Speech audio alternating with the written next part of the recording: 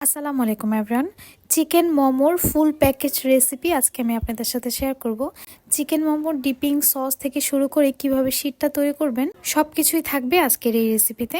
আমার রেসিপিটি দেখে যদি আপনারা চিকেন মোমোটা তৈরি করেন তাহলে আপনাদের চিকেন মোমোটা খুবই ক্রিস্পি হবে এবং খুবই সফট হবে। বাইরে থেকে চিকেন মোমো খেতে গেলে দেখা যায় সেই চিকেন মোমোর উপরের যে পুরটা সেটা খুব রাবারি থাকে, ওইটা কিন্তু খেতে ভালো লাগে না। তবে আজকের আমার এই ভিডিওটি দেখে হয়তো আপনারা বুঝতে পারছেন আমার এই মোমোগুলো কতটা সফট হয়েছে এবং কতটা নরম তুলতুলে হয়েছে, পাশাপাশি এটা কিন্তু একটু ক্রিস্পিও হয়েছে।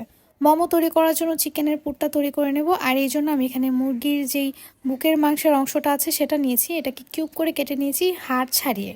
তার সাথে অ্যাড করছি রসুন এবং আদা। আমি এখানে 2 টুকরা বড় সাইজের রসুনের কোয়া নিয়েছি আর তার সাথে আদা পরিমাণ মতো ব্যবহার করে নিয়েছি। এখন গোলমরিচটাকে আমি একটু থেতলি এখানে দিয়ে দিয়েছি, অবশ্যই কালো গোলমরিচটা দিতে হবে। এই সমস্ত উপকরণ দিয়ে মাংসটাকে ব্লেন্ডারে ব্লেন্ড করে নিয়েছি। আর তার সাথে অ্যাড করছি সয়া সস 1 চা চামচ পরিমাণ এবং দিয়ে দিচ্ছি ভিনেগার 1 চা চামচ পরিমাণ।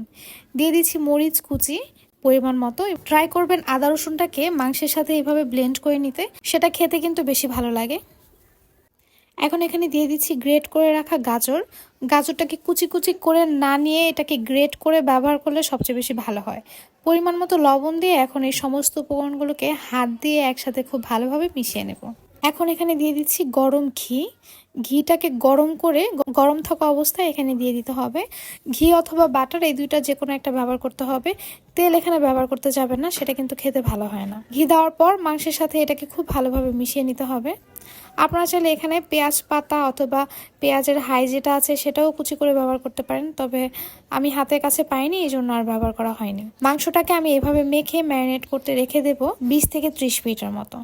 মোমোর শীট তৈরি করে নেব, এই জন্য মেজারমেন্ট কাপের 1/4 কাপ যেটা আছে সেটা দিয়ে 5 বার আমি 5 কাপ ময়দা নিয়েছি। খেয়াল রাখবেন 1/4 কাপের 5 কাপ এখানে ময়দা নিয়েছি। আর তার সাথে অ্যাড করছি 1/4 কাপ পরিমাণ কর্নফ্লাওয়ার, অর্থাৎ যে পরিমাণ ময়দা নেবেন তার 5 ভাগের 1 ভাগ কর্নফ্লাওয়ার নিতে হবে। এখন এখানে দিয়ে দিচ্ছি পরিমাণ মতো লবণ। লবণের সাথে শুকনো উপকরণগুলোকে খুব ভালোভাবে হাত দিয়ে মিশিয়ে নিচ্ছি। এরপর এখানে দিয়ে দিচ্ছি ফুটন্ত গরম পানি। আপনারা যদি চান আপনাদের মোমোটা একটু সফট হোক নরম হোক, সেক্ষেত্রে এখানে অবশ্যই ফুটন্ত গরম পানি ব্যবহার করতে হবে। ঠান্ডা পানি দিয়ে এই ডোটা তৈরি করলে সেই শীতটা কিন্তু নরম তুলতুলে হয় না, সেটা একটু রাবারি হয় এবং শক্ত শক্ত হয়, তো ওইটা কিন্তু খেতে ভালো হয় না। প্রথমে অতিরিক্ত পানি দিয়ে ডো তৈরি করতে যাবেন না, অল্প অল্প করে পানি দিয়ে একটা চামচের সাহায্যে পানির সাথে ময়দাগুলোকে মিশিয়ে তারপর গরম থাকা অবস্থায় হাত দিয়ে এটাকে এভাবে ময়ান করে ডোটা তৈরি করে নিতে হবে। যেহেতু এখানে কর্নফ্লাওয়ার দিয়েছি সেহেতু পানির পরিমাণটা একটু কম ব্যবহার করবেন। তারপর যখন ময়ান করবেন তখন দেখবেন এটা খুব ভালোভাবেই তৈরি হয়ে গিয়েছে। তো ডোটাকে তৈরি করার পর আমি এটাকে 20 মিনিটের মতো রেস্টে রেখে দেবো।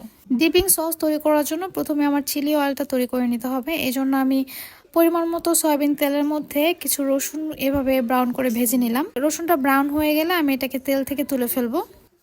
একটি বাটিতে নিয়ে নিলাম 2 চা চামচ পরিমাণ চিলি ফ্লেক্স, তার সাথে অ্যাড করছি 1 চা চামচ পরিমাণ তিল। হাফ চা চামচ দিয়ে দিচ্ছি মরিচ গুঁড়ো এবং দিয়ে দিচ্ছি 1 চা চামচ পরিমাণ মিহি করে রাখা রসুন কুচি। আর তার মধ্যে দিয়ে দিচ্ছি গরম তেল, যে তেলের মধ্যে আমি রসুনটা ভেজে রেখেছিলাম। আর এই পর্যায়ে তেলটাকে অবশ্যই গরম করে তারপর ব্যবহার করতে হবে। ঠান্ডা হয়ে গেলে সেটাকে আবার গরম করে এই মশলার সাথে অ্যাড করতে হবে।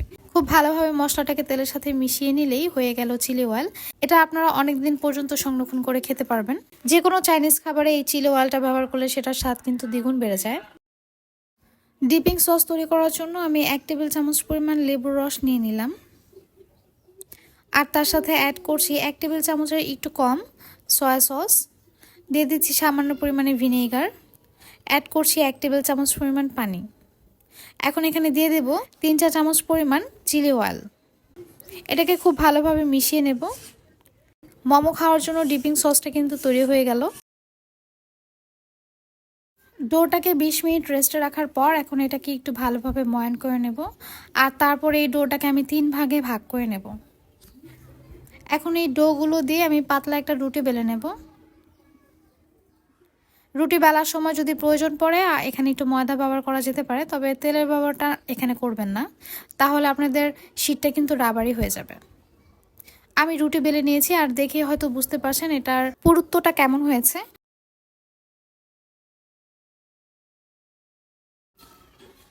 এখন ছোট একটা প্লাস্টিকের গোল বক্স দিয়ে আমি এইভাবে করে শীটগুলোকে কেটে নেব।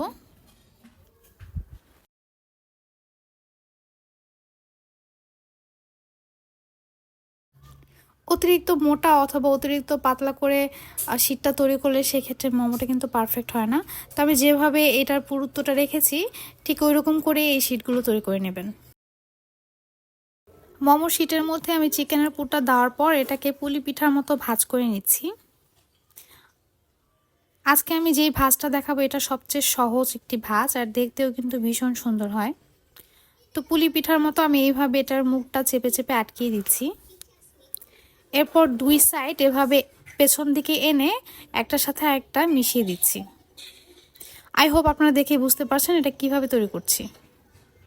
সেমভাবে আমি সবগুলো মোমো তৈরি করে নেব।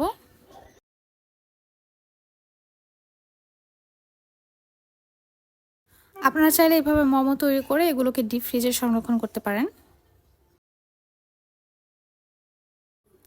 এখন মোমোগুলোকে আমি ভাপ দিয়ে নেব, এই জন্য আমি একটি কড়াইতে সামান্য পরিমাণে তেল দিয়ে চারপাশে খুব ভালোভাবে ছিটিয়ে নিচ্ছি। তেলটা হালকা একটু গরম হয়ে আসলে মোমোগুলো আমি তেলের মধ্যে দিয়ে দিচ্ছি। এইভাবে মোমোগুলোকে ভাপ দিলে সেটা খেতে ক্রিস্পি হয় এবং খুবই ভালো লাগে। মোমোগুলো দেওয়ার পর আমি এখানে 1 কাপের একটু কম পানি দিয়ে দিচ্ছি, আর তারপর এটাকে একটা ঢাকনা দিয়ে ঢেকে এখন এটাকে আমি সেদ্ধ করে নেব। যখন পানিটা কমে আসবে ঠিক তখন ঢাকনাটা খুলে নেব, আর তারপর মোমোর নিচের সাইডটাকে একটু ক্রিস্পি করে ভেজে নেব। এতে করে এটা একটু ক্রিস্পি হয় এবং খুবই ভালো লাগে। আপনারা চাইলে এই মোমোগুলোকে রাইস কুকারে অথবা জালির ওপর বসিয়ে পানিতে ভাপ দিয়েও কিন্তু তৈরি করতে পারেন। তবে আমার কাছে এইভাবে মোমো তৈরি করলেই সেটা খেতে বেশি ভালো লাগে। আমার মোমোগুলো কিন্তু তৈরি হয়ে গিয়েছে, আর দেখতেই পারছেন এটা কতটা ট্রান্সপারেন্ট লাগছে, আর দেখে হয়তো বুঝতে পারছেন এটা কতটা সফট হয়েছে।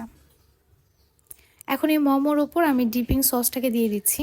আপনারা চাইলে মোমোগুলোকে ডিপিং সসের মধ্যে চুবিয়েও খেতে পারেন, আবার এইভাবে মোমোর উপর ডিপিং সসটা ঢেলে দিয়েও খেতে পারেন। এখন যে ভেজে রাখা রসুনগুলো ছিল সেটা আমি উপর দিয়ে একটু দিয়ে দিচ্ছি। একটা মোমো কেটে দেখাচ্ছি এটা কতটা সফট হয়েছে।